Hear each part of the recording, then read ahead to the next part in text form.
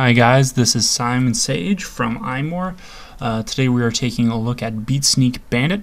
It is a universal game that was launched last week for $2.99 in the iTunes App Store. It's kind of a unique game. I guess it's best qualified as a rhythm stealth game. Definitely an interesting combination. And on top of that, it's got a really great art style to it. You got this kind of jagged hip cutout kind of thing going on. We'll just run through the first level here real quick. I will warn you that my gameplay is going to be terrible in this because the screen capping software slows down the reaction time, and for a game like this you really have to be tapping exactly in time with the music in order to be able to move forward. So the general premise here is that there's this guy called Duke Clockface who has stolen all of the clocks in town in order to freeze time. And you've got to steal him back. So the kind of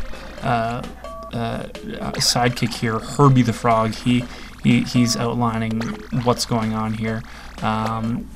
Basically, every time you tap, you move forward, and that's the only direction you can go in. In order to turn around, you have to walk into a wall, like is happening right here. As soon as I can get it to work. I'm sure I'll get it eventually. I'll figure it. There we go. Okay. So that applies for staircases too. So the staircase that's coming up there, I'm going to have to walk by and then bump into that sliding metal door and then turn around and then go back up. So on the one hand, the control scheme is extremely simple, almost stupidly so. But there are still a lot of really complex nuances that you gotta figure your way through. So it's an interesting idea, and it definitely keeps you on top of the gameplay rather than figuring out the controls or making sure that you're hitting the right buttons. So every level has a primary clock there. That's the one on the left with the red flag. There are secondary clocks on every level. I think every level has 4 of them, and they will disappear like it did just there if you tap out of beat.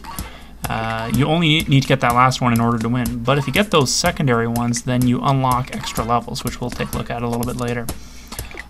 So deceptively simple here. That level wasn't too dangerous, but let's take a look at something a little trickier. As you progress through the game, there are more and more obstacles that can get you caught.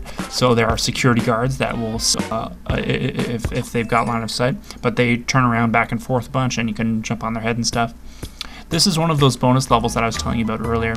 As you can tell, the music's a little bit snazzier, and it was definitely very daunting looking at this level the first go around because there's a lot of sliding floors there. There's a lot of searchlights that can spot you, but you can definitely beeline for the objective pretty quickly if you just want to blast through it.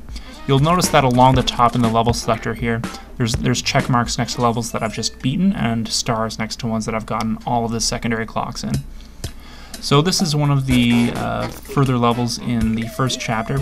We got one of the security guards down there, and I'll just bop his head there. There we go. And grab one of the secondary clocks. See, this lag is really bugging me here, but no, okay, I'm busted. No way I'm getting through there. So that's too bad. I'll give it another shot here, but it's kind of a lost cause with this recording software. So we can take a quick look here at, let's see, there's the other chapter here, a couple of other levels, different music. This is in the basement, but anyway, on the whole, Sneak Bandit, it's a fun game, and you should check it out. This is Simon Sage from iMore.